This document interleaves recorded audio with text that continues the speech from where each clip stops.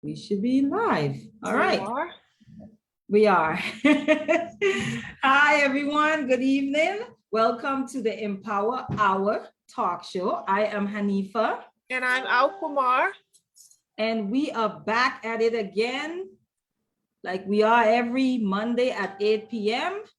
Today is no different. We are here with the one and only Baba Imhotep Fatiu of the PLM organization. And today we are going to be discussing the Race-1st rally that is pretty much upon us. It is this week. Am I right, Baba Imhotep? Yes, you are accurate. Okay, all right. So let me see. 1 minute. I'm just making sure that I'm recording. All right. Baba, is your volume up all the way? It didn't sound like you were like.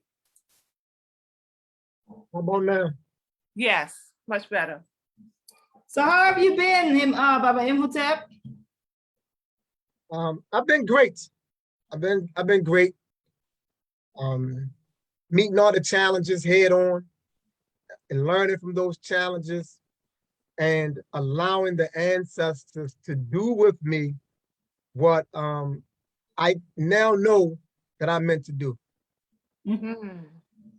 Okay. So the Race-1st rally, I attended was last year the first one in Baltimore?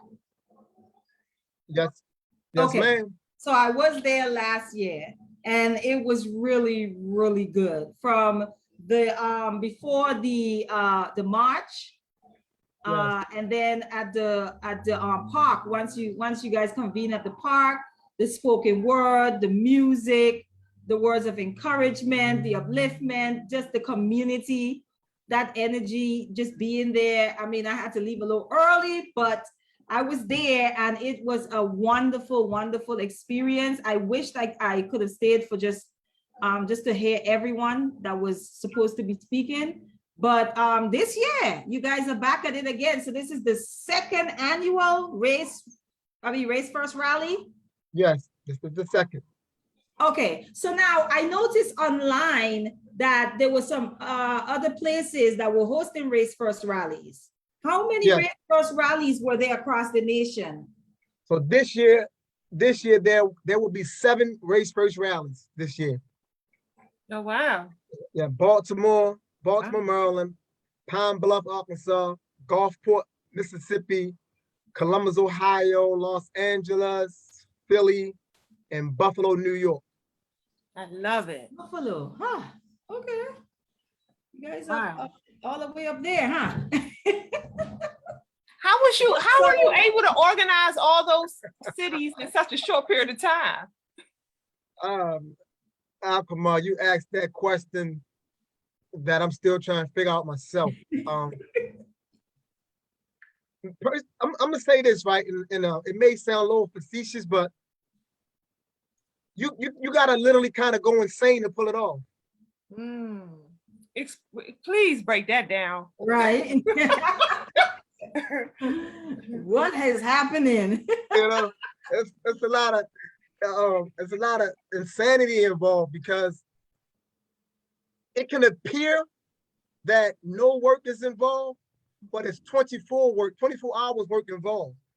The conversations that need to take place, the clarifications that need to take place, and then on top of that, it's like helping other groups or people work together, to have those conversations, just making sure everything is on point, making sure you don't offend anybody when you pretty much saying like, we got to brand the same, we got to kind of use the same language. So you got to be real clear with how you say that, because you don't want to set anybody off. And so it's like, you playing some type of a real game in terms of just knowing how to maneuver, because you want people to work together and you want to respect people. But at the same time, we've been orientated in such a way, and we have so much backdrop that depending on how you say what you say when you say it can set us off. So I'm always trying to be mindful of that. And at the end of the night, every day, I'm extremely drained. Wow. And I see you guys were having some cookouts. So I'm sure it seemed, I was just like, I saw you guys had like the cookouts and I was just like, wow, there's a lot leading up to this. Yes, it So is. I thought, I was like, they must be busy. Busy. You got that right. Yeah. So yeah, we did the Race-1st community reunion cookout. Mhm. And the basis of that was to get, because a lot of times when we do this work, we can become consumed in the work. Mhm. And so much time can go by. Because think about it, AL-Qamar, like we're in 2021. Now, if you count back the years when we first met, it's about 9 years ago. Been that long? See? Wow. That's how fast time moves, yeah. Wow. About 9 years ago. When Yeah. you go back. Right? So time moves so fast. You know, Yeah. so that's why we felt like the cookout would be a good thing. And the good thing about that is some of the organizers from Buffalo, New York, they actually came to the cookout. Oh, really? Oh, beautiful. Okay. Beautiful. Beautiful. Now tell us and those who are on the stream who may not know what you are doing. What are you doing? What is the definition of what you have taken on? So this is what I'm doing. And to answer the question, I'm gonna give some backdrop, then I'm gonna answer the question. So Dr. Frantz Fanon wrote a book called Wretched of the Earth. And in the book he talks about, you know, how to bring about decolonization. And he assesses the Algerian Revolution. And one of the things that he stressed that he felt like was a blockage for their advance, he felt like they did not have what he defined as being national consciousness.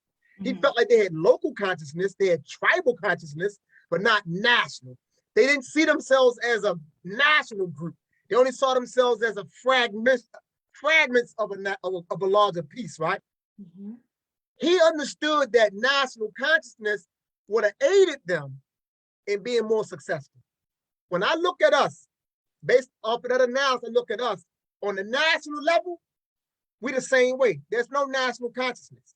So that's the reason why when we get attacked, we are being attacked nationally, but our response is never a national response because we don't have national consciousness. We just got local consciousness, right? That's why you got groups nationally that don't even know each other exists. We don't even know each other exists. And things are happening in places we don't have no knowledge of. You know why? Because we have no communication line to know what's happening because our national consciousness doesn't exist. So in the year 2020, in the month of June, I can't tell you what day it was, but I can tell you what possible time it was. It was between the hours of 2 a.m. and 3 a.m. in the morning.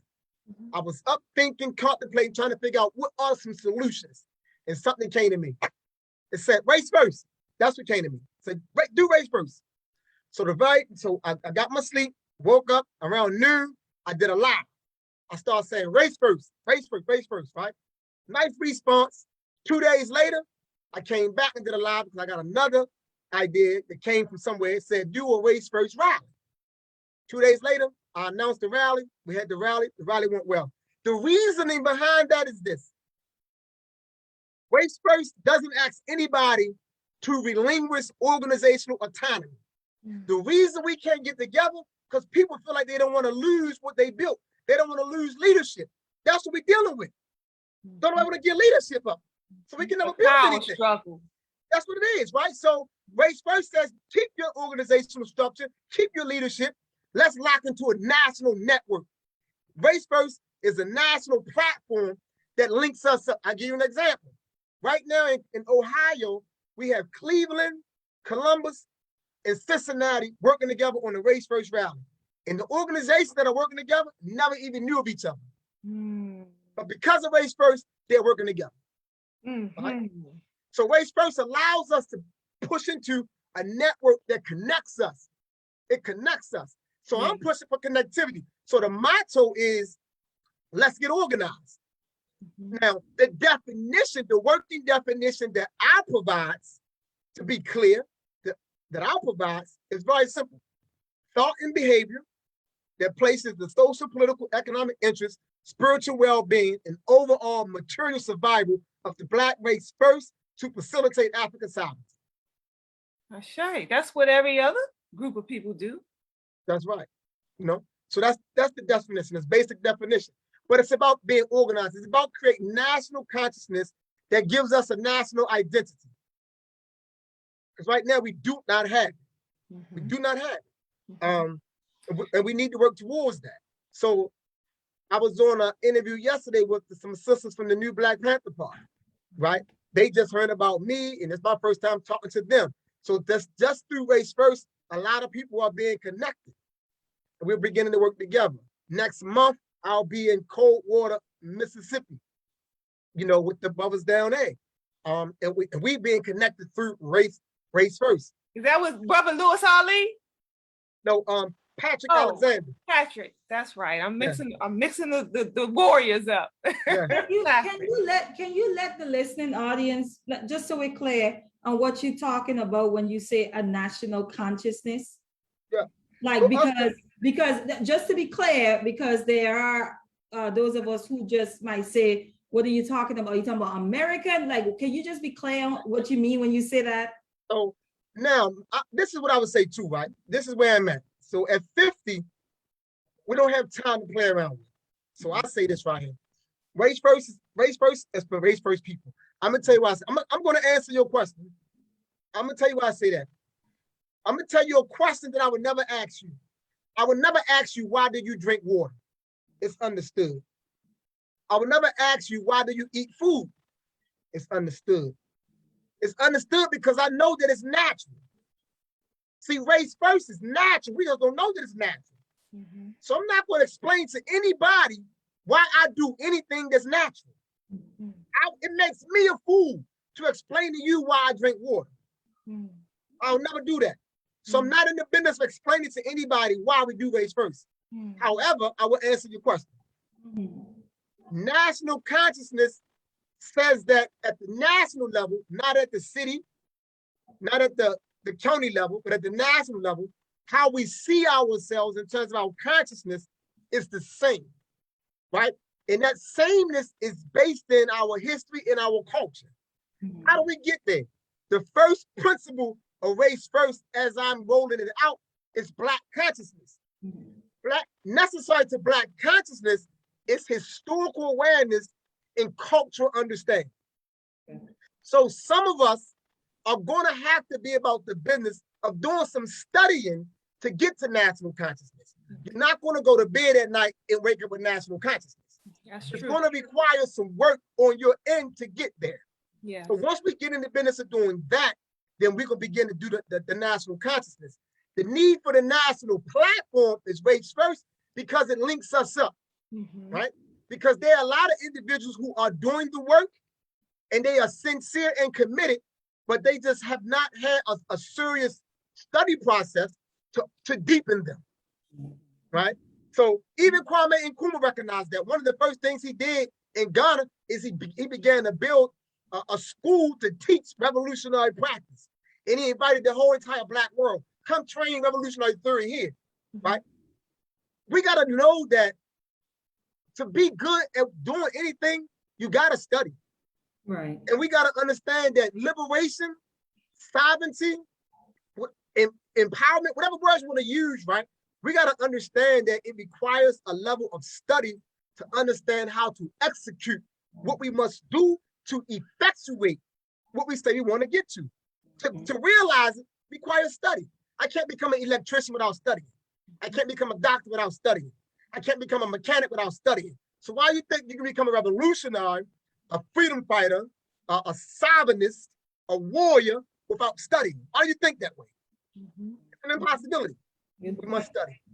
You get yourself hurt out there in this war zone. Yeah. Go ahead, Al-Qamar. I was going to ask, well, let's stick on the study for a second. The importance of books. Ooh. When you say study, how can you do that without reading? Can you leave all the books behind and still be all those things that you described? No, we must read. We must read. we must read, we must take notations, we must reflect, we must refine, we must innovate, we must discard that which is not necessarily useful anymore. I give an example, because once upon a time, years ago, 100 years ago, 125 years ago, if you broke your leg, they will put a splint on it. But we don't use splints today, but we still use the same principle.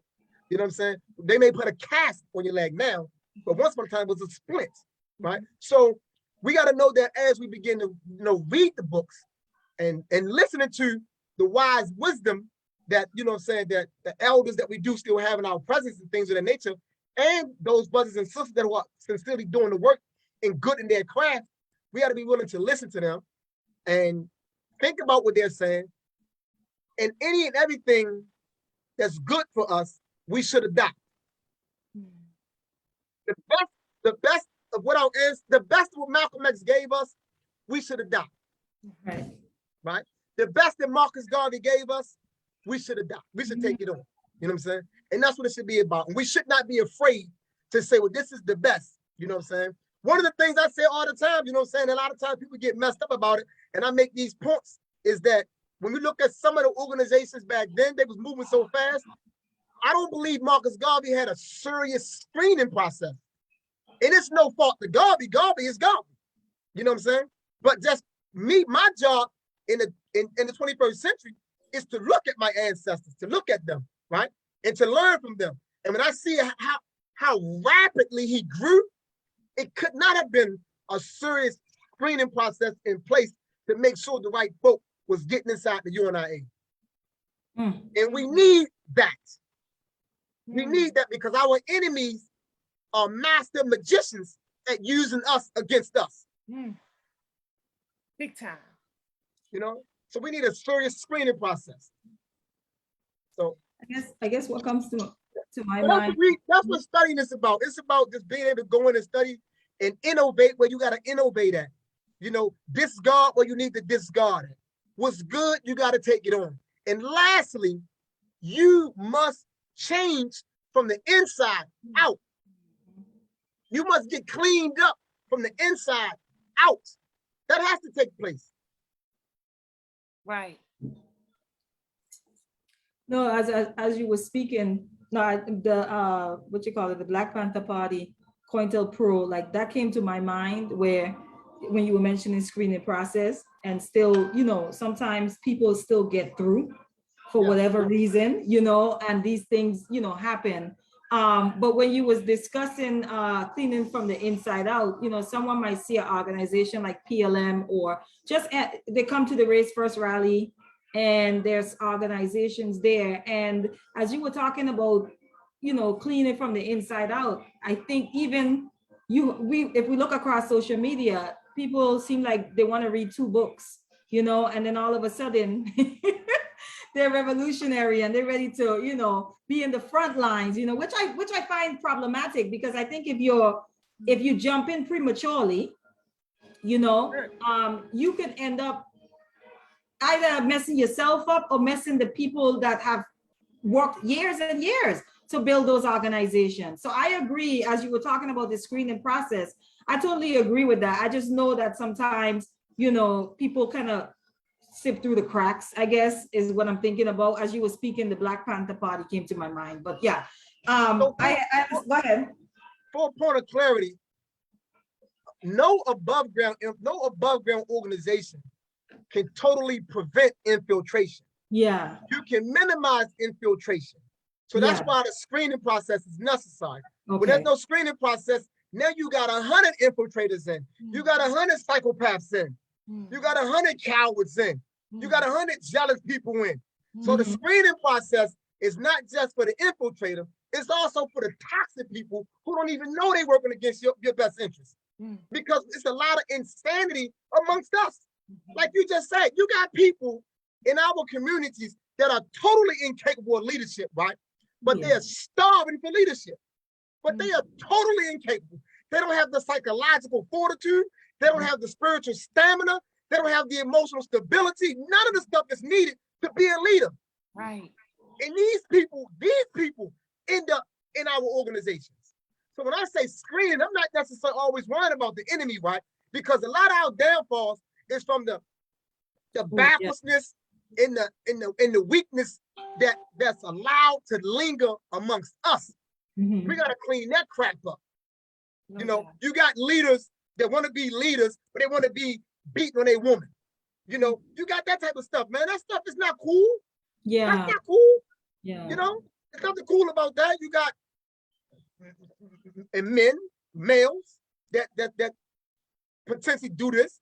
You know, they want to be in these leadership positions and things of that nature. And you saying nation building, but yet you don't want to build the family. Right? You don't want to build the family, and then you use this wise logic to explain away why you're not in something healthy that can truly lend towards nation building, right? That's a flaw. That's a character flaw. I agree. It's a character flaw. Yeah. That's a red flag. Yeah. That's a red flag. Yep. Right? So that's the reason why, like, you know, in some of our traditional societies, you couldn't even be leaders if you didn't have certain things, right? You can't be no leader if you don't even have a family. How you going? Because to govern people, you got to be able to govern people in such a way as you govern your own children. You don't treat them like children, but you got to love and care for them and guide them and do all the things for them as you would do for your children. But if you don't have no experience in doing it, how you going to be a leader?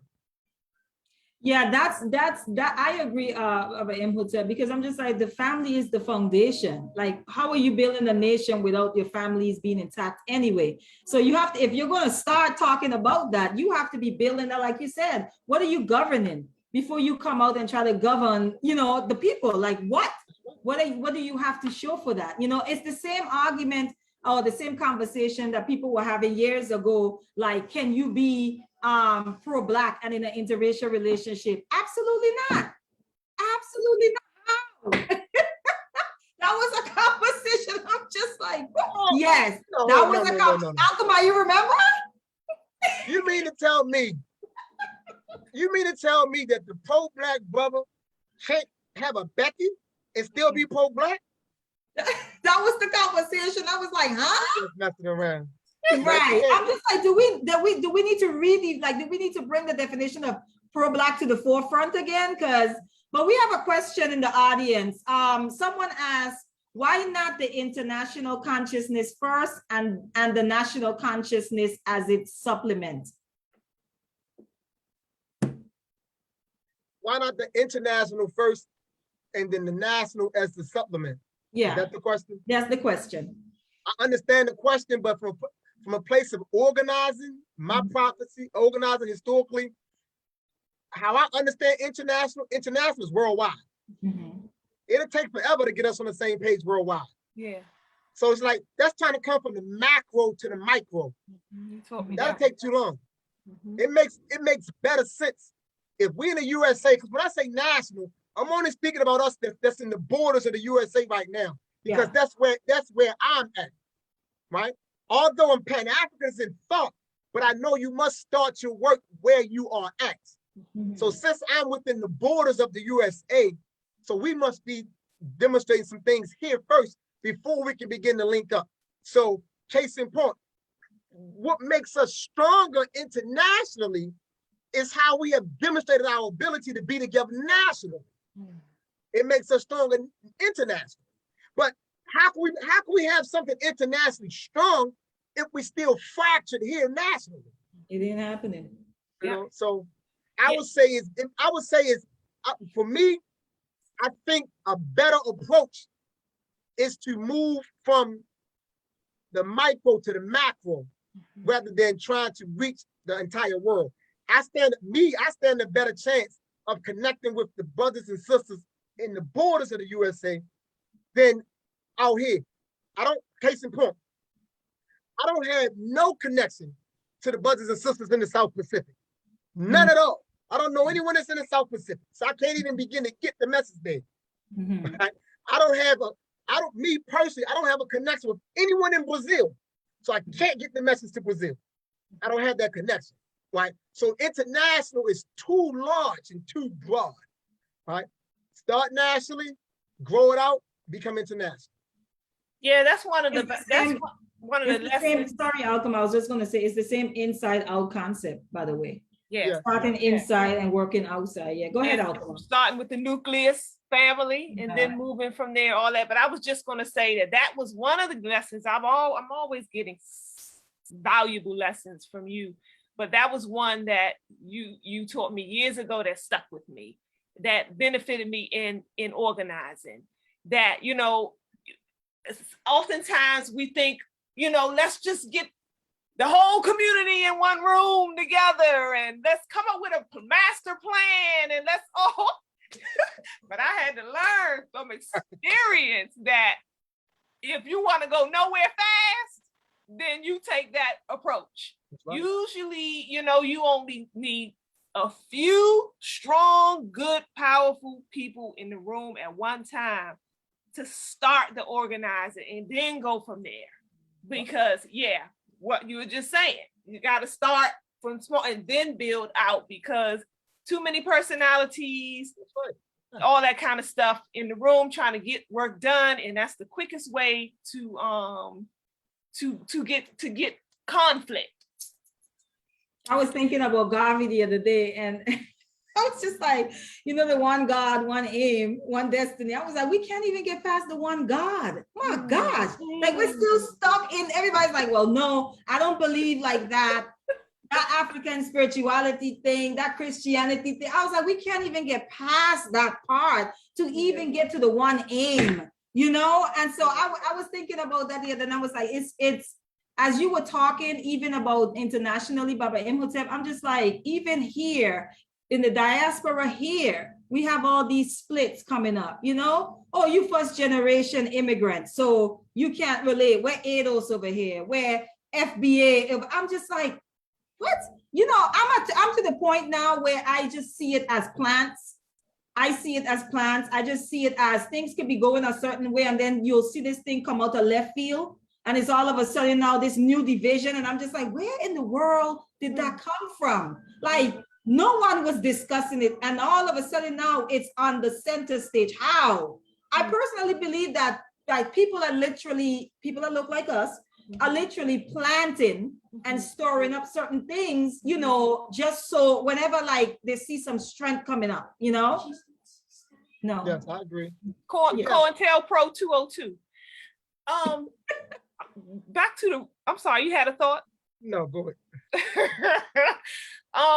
The rally. Yeah. Why a rally? Great question. And I like to always make it clear that by rally, we don't mean protest. Okay. So this is so keep in mind, like I said early on, the motto is let's get organized. So I'm gonna use Baltimore City, but Baltimore City is only symbolic to all the other places that we are at. So when I say let's get organized, there's levels to that. So the first level is the people themselves need to be organized. They're not organized. I give an example. About 2 weeks ago, I was walking down Pennsylvania. I was walking down North Avenue in Baltimore, and I stopped at the corner of Pennsylvania North Avenue. I saw the Koreans setting up shop to give out food to our people, right? So then at the very end of that, I talked to the people, and I listened to the people.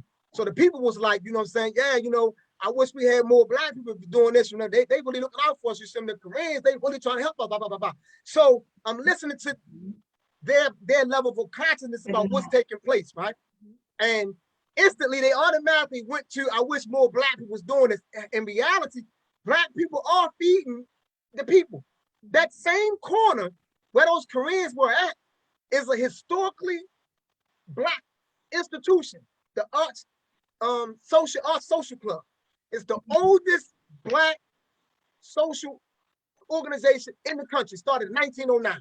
It's right down that corner. And they feed the people every Thursday. But that's because some Koreans came out there a couple of days, you conveniently forget that these Black people feed you every Thursday. So it speaks to the level that at the people level, we need to be organized, right? So that's one level of organization that needs to take place. Just the people. Another level is the people in relationship to the organizations that's working on their behalf need to be organized. That's the second level.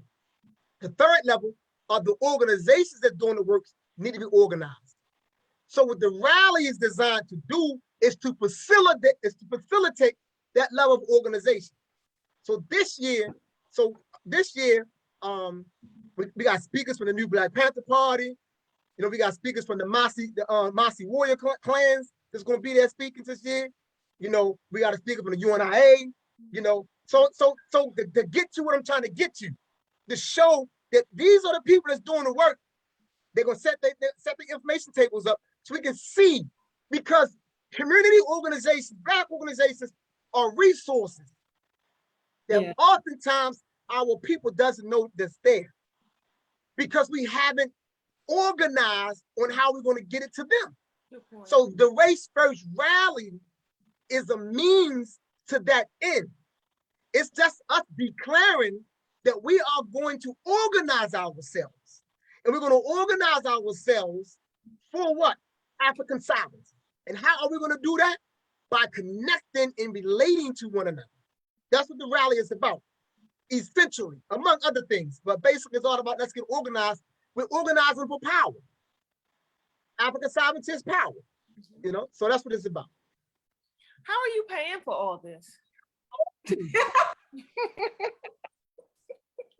Oh, I'll say this. Well, last year, I received a few donations last year, primarily from members in the organization or associated with the organization, were the ones who primarily donated, and then I came out my pocket. This year, I'm coming out my pocket for some things, but I have received a significant amount of, you know, small donations from community people in general, you know, locally and nationally. So that's how I'm paying for it. So thus far. Okay. Okay. And those of you who are on my stream that have supported my birthday fundraiser, this is Imhotep. Imhotep will be the one receiving those funds whenever Facebook released them. So, yeah. So thank you guys, family, for helping to support. And thank you. Sure. Because that there goes to the youth organization, which lends to the effort of us trying to get an educational institution. So what we may be doing with the educational institution, we're gonna try to roll out something different. It's gonna be hard to pull it off, but we're gonna try to roll out a weekend school to start out. We'll try to roll out a weekend school, a Saturday and a Sunday. Okay, beautiful, beautiful. That's that education part that we talked about. Yeah. So that's so necessary. I have. Well, how can they if you're taking, I'm sure you're taking more money. Oh yeah, we need money. So like last year, I want to stay consistent. I want to give away, you know, the flags like last year, and I want to give away the David Walker appeal because we need to read that. So I haven't purchased the David Walker. I want to purchase 100 of those. You know, so the guy that I'm purchasing them from, you know, he always give me the book at probably like $4.50 per book. You know, so that way he's not taking a loss. He's still making something. It's an $8 book, but he'll give it to me for like $4.50.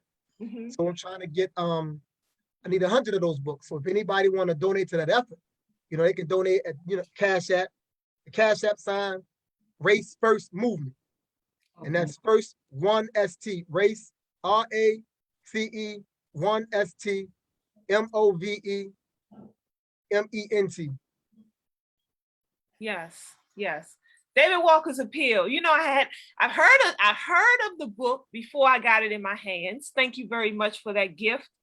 It was a quick read, short read, very powerful information though. What stood out for me more than anything else was how long this movement have been going on. You know, it's like, wow, we think we new to the game and we got, you know, we up on it and, you know, now it's going, you know, it's going to be us. And now, right. Man, our ancestors been fighting the good fight for a long time. And that brother, David Walker, was a serious warrior. For him to be dropping that kind of stuff at that time, you know, the fear of death was nowhere in him, because he was straight up letting you know what time it was when they were really stringing men up in trees. Not that they still not, but on a regular. That's right. You know. So yeah, that was a powerful book, family. I recommend you guys get your hands on it.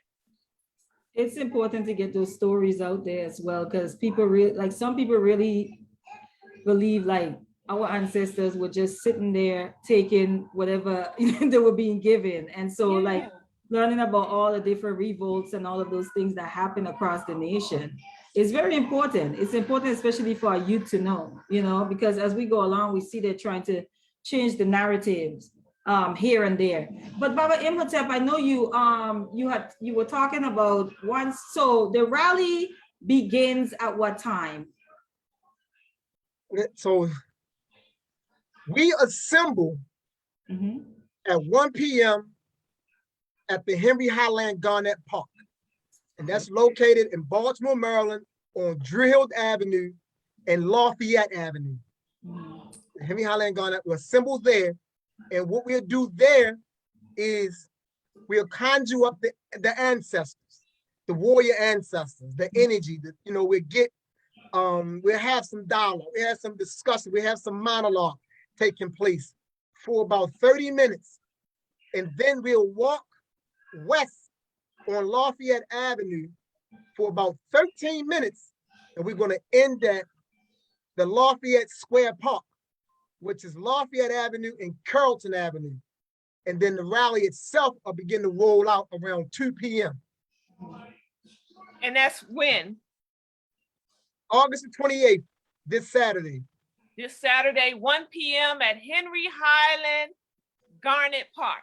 Yes, starting there. Yep. Okay.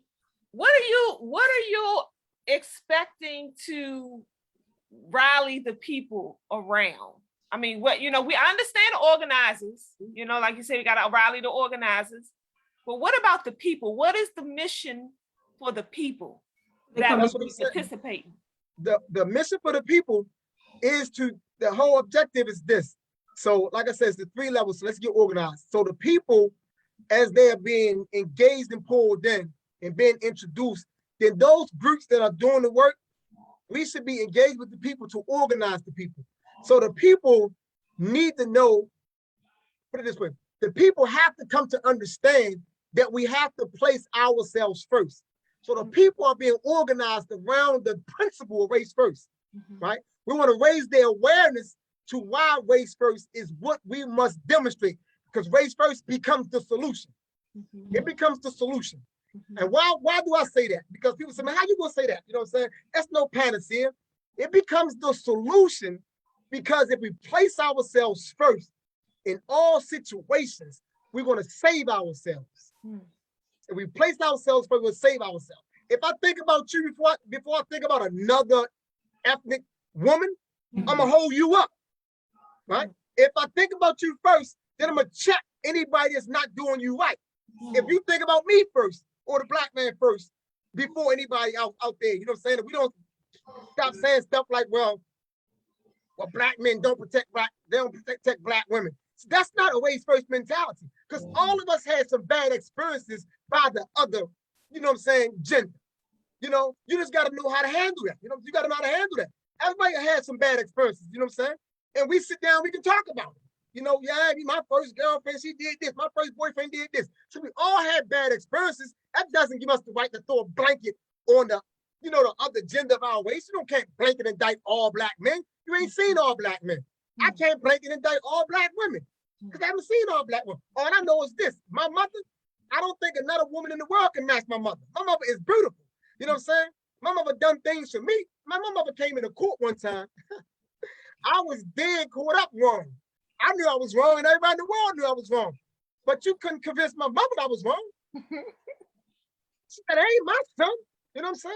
That ain't him. No, that ain't my son right there. So ain't no one in the world I'm gonna say black women are no good. You know what I'm saying? When I know I got a black woman like that. You know what I'm saying? So we got to be that way. So race first gets us to that place. We got to get beyond our personalized philosophies that we develop as we go along in life. You know what I'm saying? How the wind move, your philosophy change. We got to stop that. We need one central foundation philosophy that births everything else. And that foundation philosophy has to be race first. It gotta be us doing for us first and foremost. Under no circumstances must we not do for us. Under no circumstances must we turn each other in. Under no circumstances must we do each other wrong. Now, by turn each other in, this is what I mean, because I know we'll eat that up. Now, I'm not saying save monsters. A monster is a monster. I am saying that nobody should be ratting or working against to destroy Marcus Garvey. I'm saying nobody should be saying we're going to come together to assassinate Malcolm X. That's what I'm saying. I'm saying the people that's doing the work for us, we don't throw them away. We don't set them up. We don't betray them. You don't do stuff like that. That's evil. That's evil. And when people do stuff like that to the ones that we know that's working for us, we should condemn them. We should make sure that they never exist again in existence. Ever. Don't call their names. Don't remember them. Get rid of them. It's evil. So that's what I mean when I say don't turn us in. Don't throw the ones away that's doing the work. You know, don't come out there and say, well, Noko Rashidi wasn't this, that, and other. But Noko Rashidi done something that no one had done for us. You know what I'm saying? He was the only, he came on the heels of J.A. Rogers, but he went and recovered the Black presence in the world. You don't step on that. Yes, sir. You don't step on nothing like that. Everybody got room for improvement. So what? Yeah, we all do. But that's not our place. My place is not to try to critique my elders and say, what's this room of improvement? History going to place us where we need to be. History going to do that for us. Leave that to posterity. Not us. We got work. We got too much work to do today. You don't try to take down a man. I tell people all the time, I'm going to use myself. I have been doing this work in some capacity for Black people since 1993. And you can't find a point since I've been doing it when I quit, when I gave up, when I lied, when I cheated someone, when I didn't have integrity, when I didn't have strong character, when I bowed down in front of the Europeans. You can't find a point in time when I've done any of that. And I'm not just saying it because you can go research it. You can go talk to people. And they're going to tell you, no, when I first met this man, this is how he was, and this is how he is now. So you don't throw dirt on somebody like me for no reason. You don't just do that. That's evil. Well, it's evil. Break down for us in your understanding why do we do these kind of things? Why do we take somebody like you said of Noko Rashidi, who has done so much his whole life?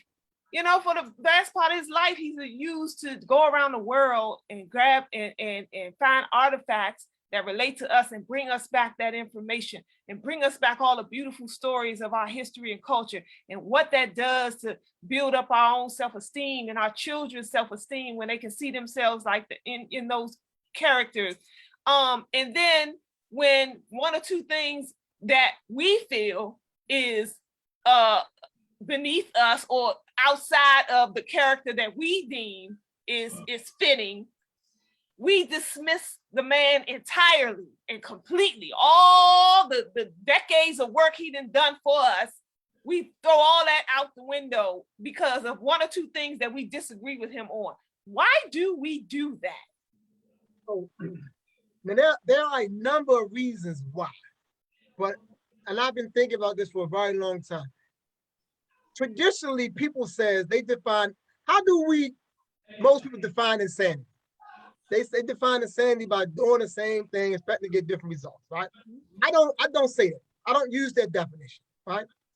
Insanity is when you consistently work against your best interests. Simple as that, right? That's me knowing that y'all do good work with this show. But because y'all do good work with this show, and then I attempt to do a show, and my show isn't as good as y'all, then I figure out how to work against you, right? That's me working against my own best interest because you and I are one and the same. When I do that, I reveal my level of insanity. So we got to begin to, what we have not done well, right, in our community, is we have not classified and cataloged the insanities that exist amongst us. Because what the Europeans have cataloged are theirs. We got some insanities too that need to be classified and cataloged, right? We got some insanity amongst us, right? We work against our own best interests. We got stuff like this right here. Me and you, sister, we got a great relationship. We don't text and call each other all the time, right? But yet you don't get mad at me either and say, well, Baba hadn't called me or text me. We got people that do that out here. Oh yeah. And that throw you away. They'll work against you after that. You know what I'm saying? He ain't called, he ain't text. Now they're gonna go over there, they're gonna find a body of people, right? That's hurting like them, and they're gonna start spitting that evil amongst them.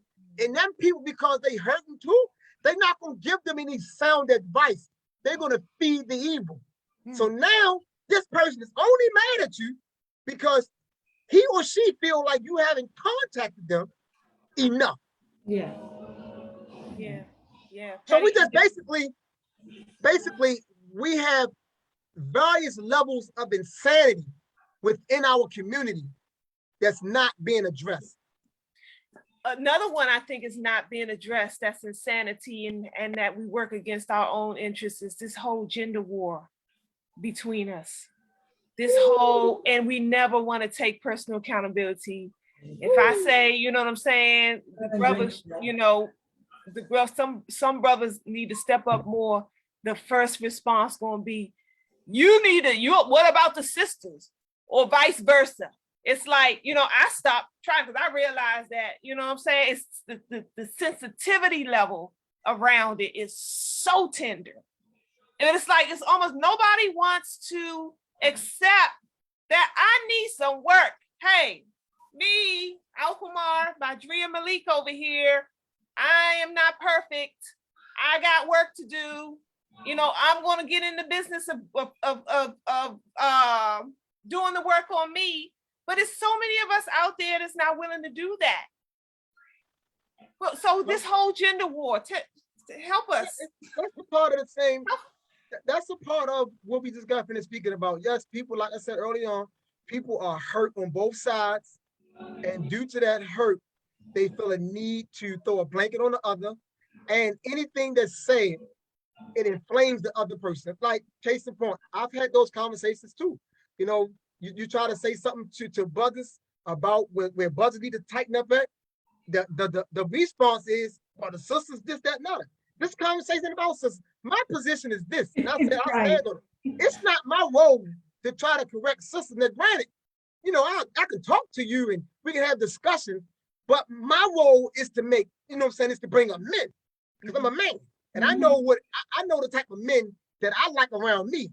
So a lot of times people, you know, want to make these multiple definitions to try to escape tightening themselves up. But I know the type of men that I like around me. I like men around me that reflect me. You know, men that we're not going to stand in the middle. I'm not standing in the middle, you know what I'm saying? Crazy. If we can't work it out, I'm choosing a side. Simple as that. I'm over here with my man, you know? Now, granted, we don't got to go down this way. But if you're not reasonable, you're not trying to have reason, and you force my hand, then I'm over here. Simple as that. I'm not gonna try to stand in the middle and do all of those stuff. So I like men around me. Like, I like men that's gonna do what? I like men that's gonna engage their boys and rear those boys in such a way that those boys become men. Not men, you know what I'm saying, that's gonna try to collar their boys, make them something other than men. You know, I want men that's gonna be like, we're gonna engage the boys. We're gonna bring the boys up.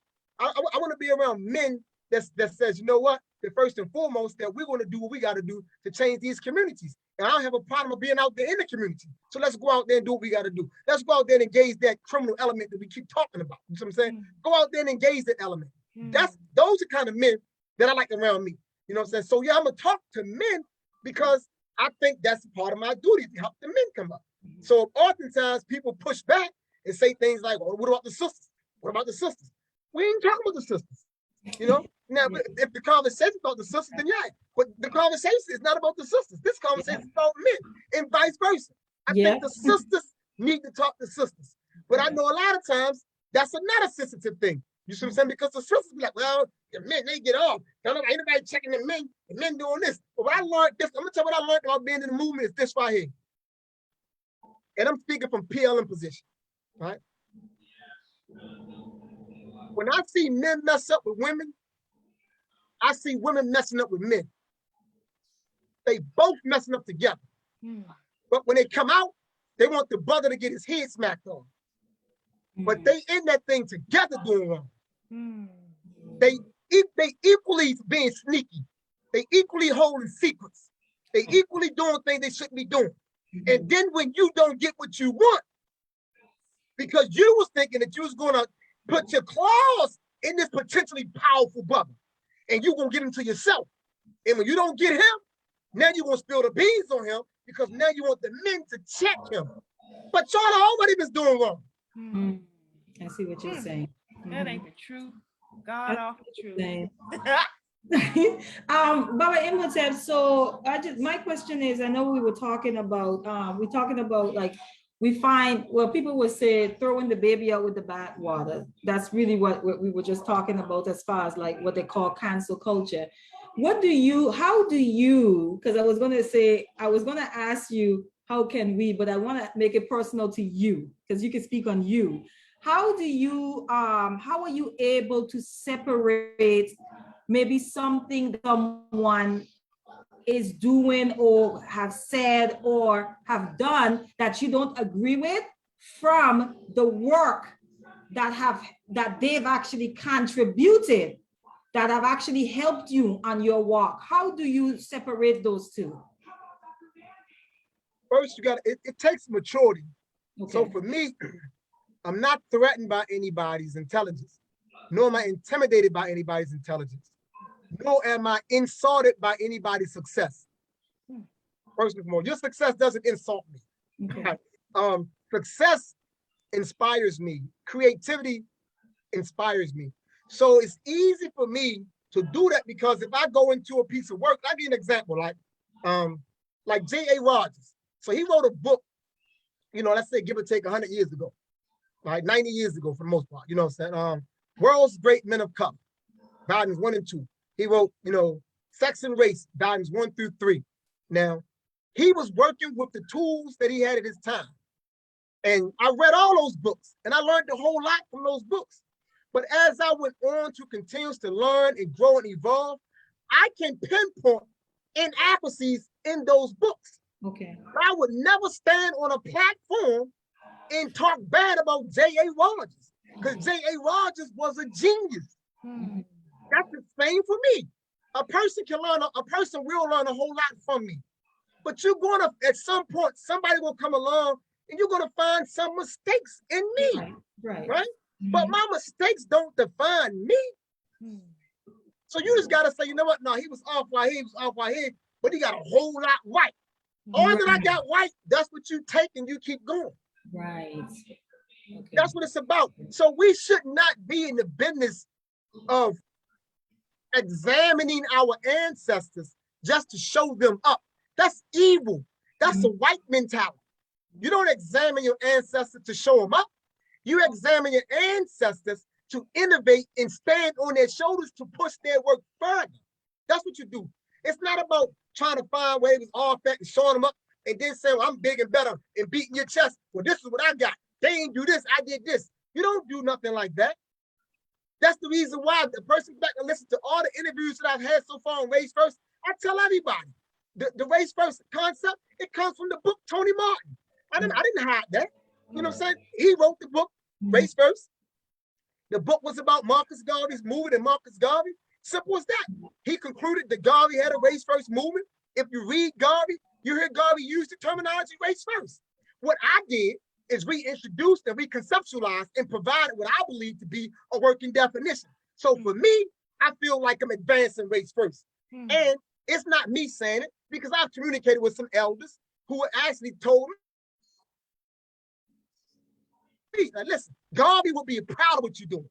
So you don't go in to try to figure out what a person didn't get right to show them up. No, that's not what we do. We accept our ancestors in whole. We accept them in whole, because every ounce of work that any ancestor put in contributed to you and I being able to have this conversation today. Right. Absolutely. And I think it's self-destructive behavior too, because if you start looking for the flaws in the people who have been so instrumental in pushing us forward, then what are you doing? It's like, you know, it's like taking 2 steps forward and 3 steps back, looking for flaws. How is that going to benefit any of us? That's character weakness. That's the point. That's why I said that's why if you notice I said I'm not intimidated, you know what I'm saying, by a person's intelligence. You know, I'm not frightened by a person's intelligence, nor am I insulted by a person's success. When you're looking for flaws in your leadership, in your elders, in the folks that did the work for you, and you out there like this looking for flaws, that reflects the level of your own lack of self-worth. Because now you're trying to make yourself feel good by doing what? By taking down somebody who have already achieved something. So I can say that he or she was wrong, I brings them down. And in that instant, it make me feel like I come up. That's character weakness. And we gotta cut that off when you see it. And a lot of that is running around.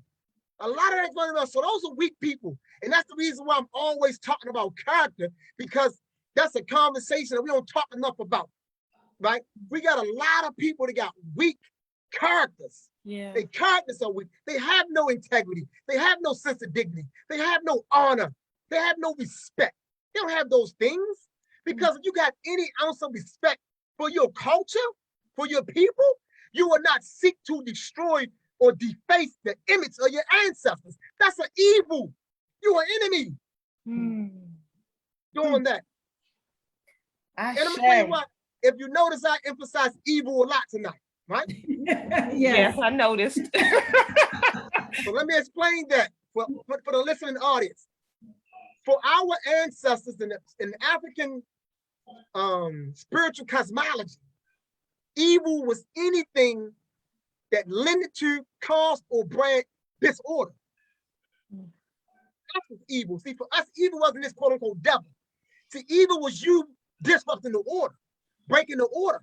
It was evil, because for us, the order man. If I came into the world 10 years after you, that's the order. Simple as that. You are my senior. It's just that simple, right?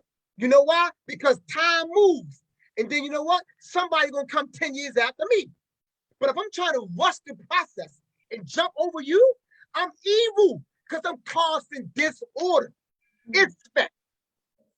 And our role as human beings is to maintain and sustain ma'at, order. Okay. So the question I have is, because this is a conversation that I see over and over. Okay, so you have I mean, I don't know, maybe just, we can say leaders. Let's say leaders in the Black community. And they have done something wrong, okay? How do we maintain a race-first mentality? Because I think, I just want to be clear, because sometimes I think when people are saying, you know, I see the B1 race first, and it's almost like if that person needs to be held accountable. For example, if somebody is hurting our children, right? How do we approach that without, I guess what I'm asking is, do we look at that person and say, no, you can't speak against that person because they're Black? And if not, how is that supposed to be done while still maintaining race first? Is there a way that's supposed to be done? Yeah. So great question. So that's your scenario. We're gonna put your scenario against the definition. Okay. The definition is thought and behavior. Thought and behavior that places the social, political, economic interests, spiritual well-being, and overall material survival of the Black race first. If someone is hurting children, are they holding up that definition or violating that definition? They're violating it. They violating it, right? Okay. So that action isn't a race first action. When I say let's get organized, but we don't have protocols in place. Okay. Right? We don't got protocols in place. Now we can go at it individually and we can respond, and all the responses are justifiable. You can castigate that person, all that stuff. But we still need protocols in place of how we're going to deal with it, right? How we're going to roll it out, you know, and then how we're going to help that particular family, because now not only did the child get hurt, but we hurt a family and we hurt the people that's associated with that family. We need protocols for all of that. We don't have it at that level. So literally where I'm at with this thing is literally at ground zero, because it takes organization to build these things, right? So through Race-1st, if it is moving a certain way, our political people can begin to link up. Our legal people can begin to linking up and stuff like that. And we can start putting these agendas together. Well, what else is going to look like? What's the protocol? We can play these scenarios out. What should we do and how should we address this when it's happening? Because we know it had happened already in our community. It happened in my organization 11 years ago. You know what I'm saying? And we dealt with it the best way we knew how to deal with that. It still got some backlash from that, right? Protocols got to be in place. But I'm always of the mindset that if a person do that, they know we cannot say, well, we're not going to speak out. Speak out. If speaking out is what you need to do, then speak out. You know, no, we're not going to defend that person behind Race-1st because that person violated the definition. Okay, that's clear. That's clear. Thank you for that, Baba Imhotep. And let me. It's evil.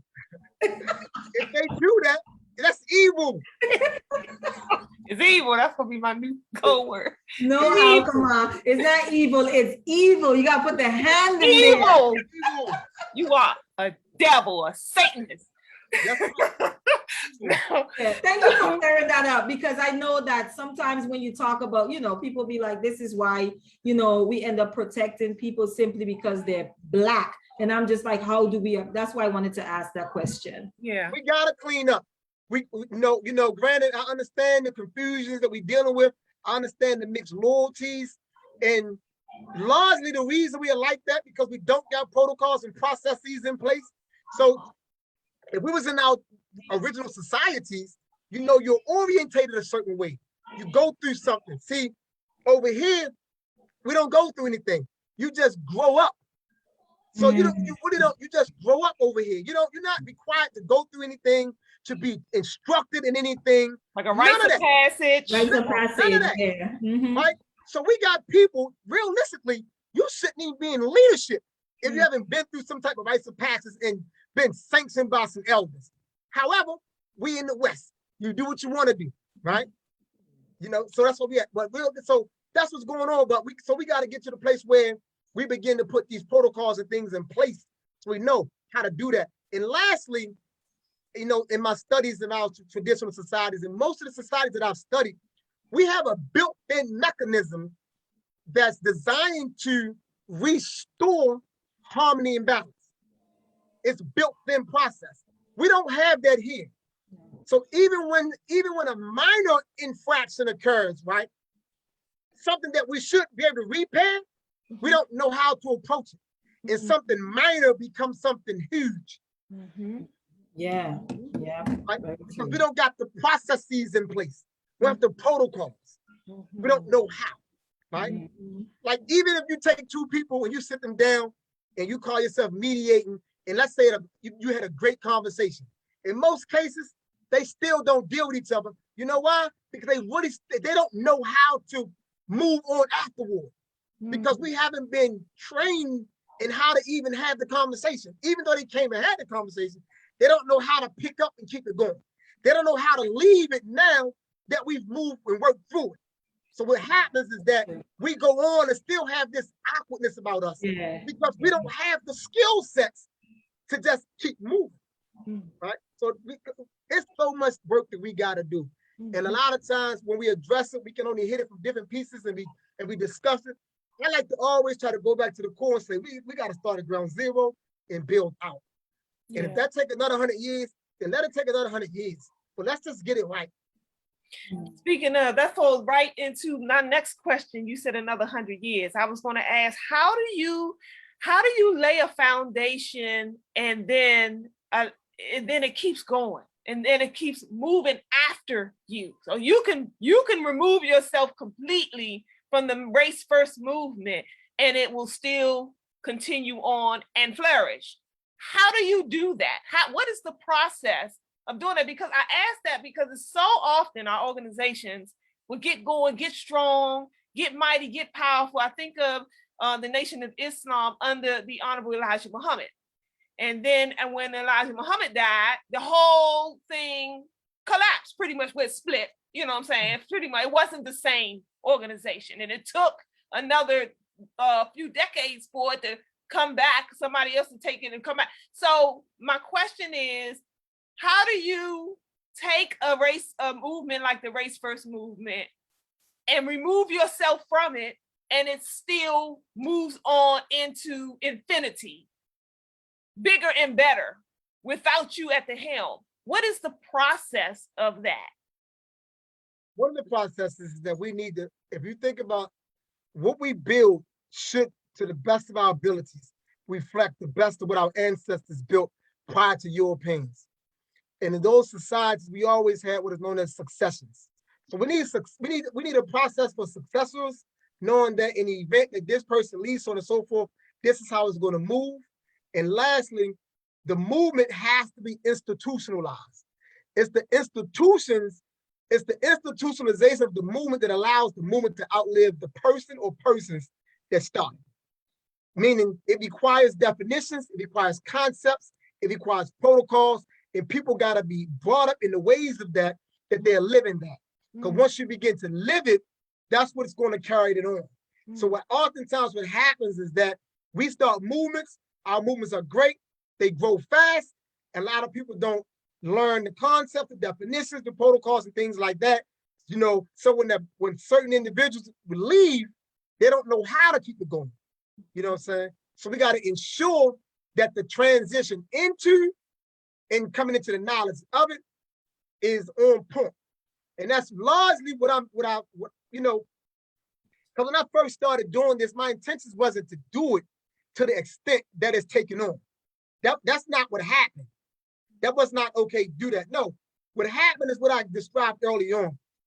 I got the idea, the inspiration, push Race-1st out there, stir the people up. They need to know that it's about them. And then it's a dual rally. And that was going to be it. Because some good came out the rally. It was just going to be that. And then early this year, like in January, another inspiration is say, put a call out to see who else would like to do a rally on the same day. Good response came. When that good response came back, that's when I realized like this thing right here may turn into something else. So I got to prepare for that. So then protocols started being developed and all these things are being developed. You know, so we'll get to the point where it got to be institutionalized, things like that. You know, some people going to stay on, some people not, because they not, you know, we start talking about structure, we push it back against structure. You know, all that structure, I wasn't expected to do all that right there, so I'm done. That's expected. And it may dwindle back down to just 3 people, which is cool. But when you got that in place and those 3 people learn to embody that, it can flourish again. And then if those 3 people or 3 organizations are ever removed, it'll keep going. I'll give you an example. I started PLM when I was incarcerated. I went to prison in 1991. I started PLM in 1995. I came home from prison in 2004. It's still moving to this day in 2021. That's because it's institutionalized. It's institutionalized. The way that it was set up in there, it's still producing. I was like yesterday at the it's still producing in the prison. Yes. Wow. Okay. It's still moving. I've been home since 2000. I've been home almost 17 years. It's still moving. Just yesterday at the Race-1st cookout, you know, I was in a teaching, having a dialogue, and I seen an unknown figure sit beside me smiling. I don't recognize this individual. So I didn't say anything. You know, everything was cool. I'm going for and they sat there for 30 minutes. We was talking for like 30 minutes. And at the conclusion of that, he stood up. Nice to meet you, brother. Put his hand out. I'm brother so-and-so. I was so-and-so cell buddies. And I was down for this amount of years right here. And I'm home. I'm ready to get in line. You know, just like that. So you gotta create the institution. You create the institution, it's gonna keep and you create the institution and produce the right people that believe in the vision. Because a lot of times we on board, but we don't believe in the vision. And that's the reason why you can lose faith. You lose faith when you don't believe in the vision. Right? You gotta know the vision, you gotta embody the vision. Because it's like this. If you and I are walking down a pitch black alley, we can't see nothing. We taking our time. But the moment I pull out that flashlight and illuminate what's ahead of us, we can pick our pace up. Now, you're a little bit more confident because you can see something. Right or wrong. And that's what vision got it. That's vision. Oftentimes people come on with us because they like what they hear, but they don't take the time to develop within themselves the vision. They don't take on the vision. So when they start getting bumps and bruises, when they run into a lot of impasses, they lose faith. They lose faith. Why? Because you're in that dark alley and you keep walking and you keep walking into walls. So now you inclined to not even walk no more because you taught to walking into the walls. So now you getting frantic because you don't know. And as long as you keep walking into those walls, that's how you're going to be until light got to come on.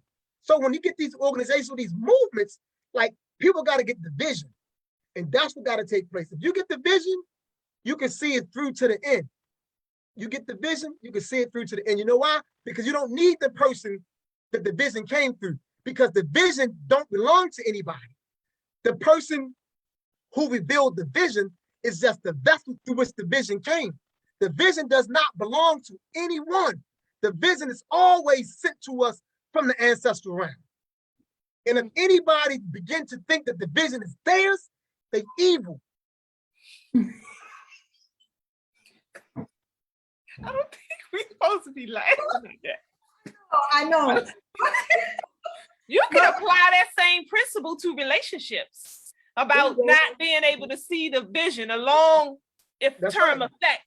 And so when the bumps and the bruises come along, you quick to give up or fold, you know what I'm saying? Because you both don't have the same vision and goal in mind. That's right. So just for clarity, because we had a question about when you were talking about the vision. Someone asked what's the vision, just for absolute clarity, but you're talking about like if someone becomes a part of an organization, really tapping into what the vision of the organization is, or are you talking about a broader vision as far as people? That the organization, the association, or the movement that you become a part of, it has a vision. Okay. And you have to come to know and understand that vision so you can be a part of perpetuating that movement in the event that the initial people are removed. So you got to have the vision so you can keep going. Yeah. So does that mean an individual? So let's say, for instance, I know my passion is, you know, in Black empowerment. Yes. But I like over here because they play the flute real good over here in this flute organization, and I like listening to the flute.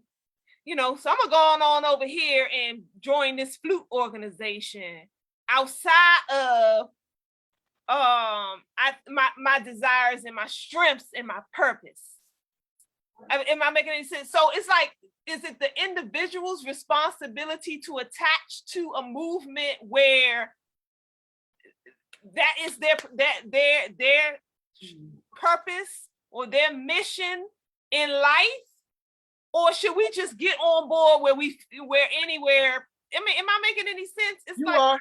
No, okay. You're making sense. We should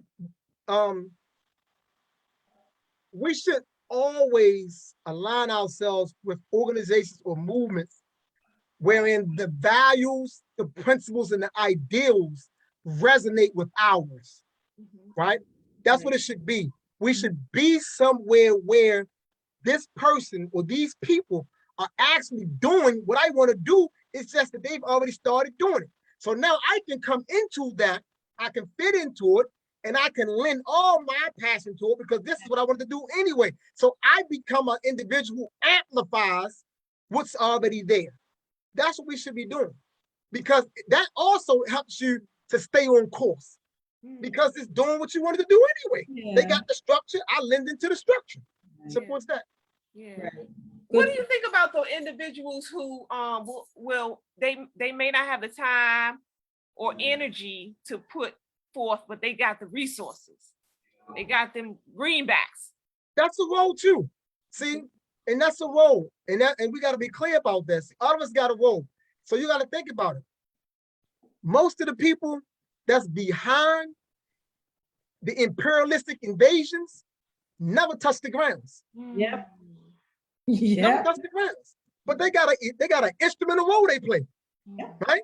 Now, most of the people that put money into the pockets of those people never even stepped inside the Pentagon. But they got an instrumental role to play as well. The idea is to lock into an organization or movement wherein your values are being exemplified, and you lend whatever strength you have. If your strength is financing it, then you finance it. Ashe. Ashe. Yeah, that's been like my push to folks. I know, I know folks, they got deep pockets, but I know they ain't going and picking up no shovel. And I know they not. So I've been, my push is, well, you still can make a huge impact to just dig deep and give, a few of them coins where you would put elsewhere, give it to the organization that you that, you thumbing up and you liking what they do. Give them some money. Yeah, some people also don't even want to be like in the limelight. They don't want to be seen, right? But they like the work that the organization is doing, and that's a way to kind of just keep that organization going. If that's a way for you to contribute, so I'm glad that you made that point, Baba Imhotep. I know we're over the time by 20 minutes. And so we don't want to hold you any longer. Al-Qamar, do you have any other questions? I don't see any other questions in the, oh, we have one question. I think this is somebody from your organization. What's your definition of honor? Oh, good question. The easiest way to define honor, and you can look it up in the dictionary, they're going to say high regard and respect. The easiest way to define it is keep your word. Hold your principle. That's honor. Hold your principle. That's why you should never speak without thinking. Right? Hold your principle. If I call you up and say, yo, look, yo, what's going on? Yo, I'm beefing, man. Yo, listen, you beef, what happened? Blah, they did this, they did this. Yo, I need you. You with me? Think it through. Think it through. What are you willing to do? I just gave you a context. You heard my energy, my passion, my anger, and I'm telling you what I'm going to go do. Now you think it through. Because when you say, yo, I'm with you, and you don't show up, it's a problem, right? Because that's dishonor. Hold your word. Hold your principle. Simple as that. Even in the basics of things, if you I know. The littlest of things where you always saying you're going to be there or you're going to call back or all of that matters. And never do. It matters because it strengthens, it weakens relationships. When your word is no good, your honor is no good, right? It weakens relationships. Like everybody in the world that interacts with people, we desire and require trust, right? So if we together, we're going to grow strong on the basis of how we reciprocate trust. So when I say we're gonna do this, you say, yeah, I'm with you, we're gonna do that, I'm going, right? And then you just back out. And you keep backing out. You keep backing out. You have no honor. You know why? Because you don't care about how it makes you look. And I'm telling you that the fact that you're not doing this doesn't make you look well, but you can care less because you're not willing to correct it. You have no honor. Keep your word and hold true to your principles. That's honor. I think that's an excellent place to end it, right there. Ashe. Ashe. Wow, this was powerful. Always enjoy my time with you two. Thank you, Baba. Same here. You coming so again, just let us know the date of the Race-1st rally and the time that it starts again and the location, please. Yes. So the Race-1st rally, for those that's tuning in Baltimore City, is going to be this Saturday, August 28th. We're going to be convening at 1 p.m. at the corner of Drill Avenue and Lafayette Avenue. That's the Henry Highland Garnett Park. And we'll be there for about 30 minutes, and then we'll walk about 15 minutes over to the Lafayette Square Park, which is at Lafayette Avenue and Carlton Avenue. And then the rally itself will convene this year. You know, we're going to open up this year in the spirit of just working together. We'll open up with the organization that do the red, black, and green human flag. we'll be opening with them. They're gonna do the women flag, and then we'll roll out into everything else. There are several organizations involved this year. So if you're around, you nearby, I'm encouraging, I'm asking everyone to come out and be a part of it. Because at the end of the day, we're not protesting. We're just making a serious declaration. Let's get organized. Let's link up. Let's tighten in. Let's close ranks, and let's network. And if you guys make a financial contribution, again, the Cash App is $ Race-1st movement. Maybe you're not able to be in attendance. That's the other way that you can contribute to the rally or to the movement itself.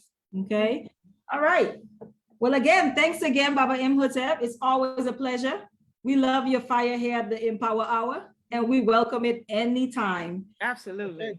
Yes. And remember, breaking order is what?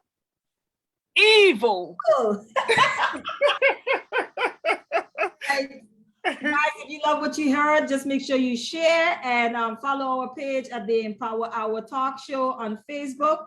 And until next time, next Monday at 8 p.m., make sure that you have a lovely evening. Thanks again, Baba Imhotep. Peace. Family. Peace.